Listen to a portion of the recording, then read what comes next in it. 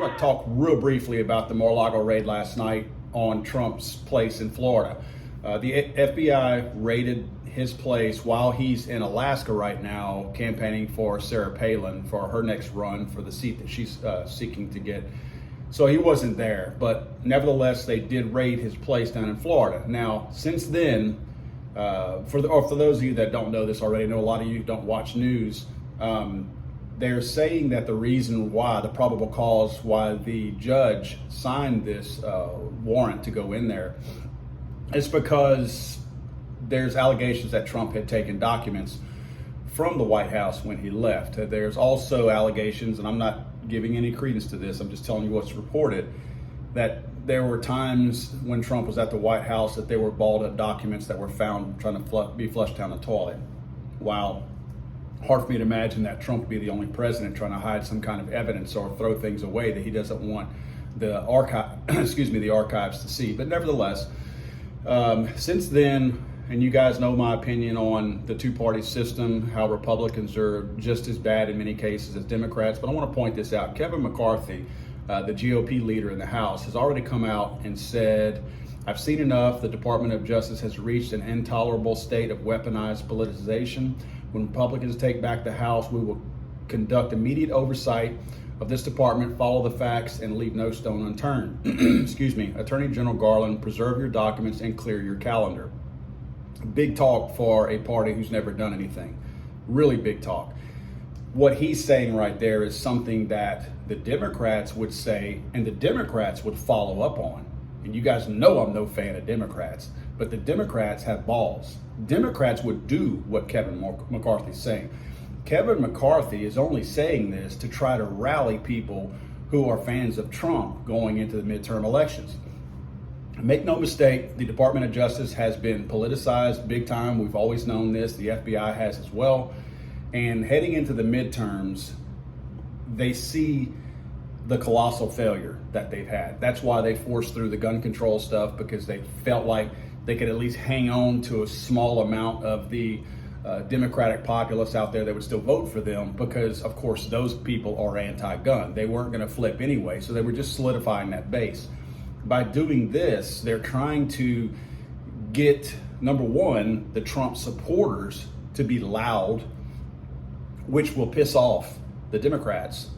And those Democrats who might have been on the fence and dissatisfied with where Biden's horrible economy is going.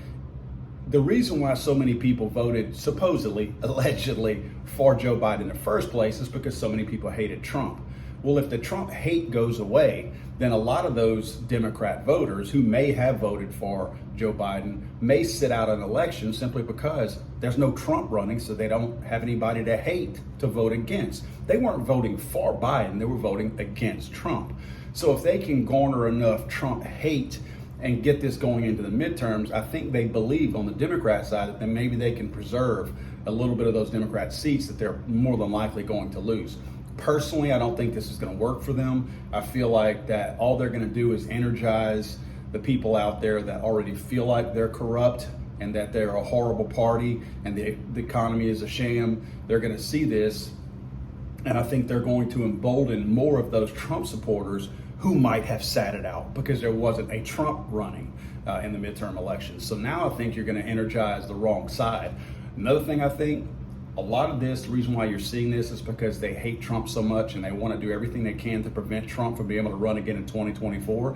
Again, I don't have an opinion on that. I'm not stating support or against Donald Trump running in 2024. However, if their intent is to get people so mad thinking that Trump did something illegal, because look, we're investigating it, then they've shot themselves in the foot. Because all they've done here is re-energize that whole Trump group of people that was behind him. And in reality, Trump is driven by his ego. Trump may have been willing to not run in 2024 and just be the kingmaker out there. Now I don't think he's going to want to be willing to do that. Now he's pissed. This man, again, is driven by his ego. I think the Democrats just nailed down the Republican nominee for 2024 by doing this. They now forced Donald Trump's hand. I think Donald Trump will definitely run now. Now, why does this matter to me? Why is all this being brought up inside the gun community.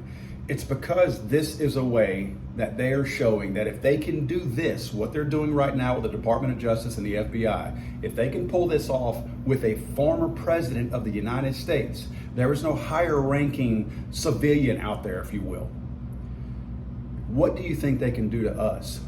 All the memo that the FBI just put out stating that all of us are militant or militia extremists, all of that, all of the push against guns, all of the raids that you're seeing right now, all of this, and then the cherry on top by raiding the 45th president's home is proof that they can do whatever they want.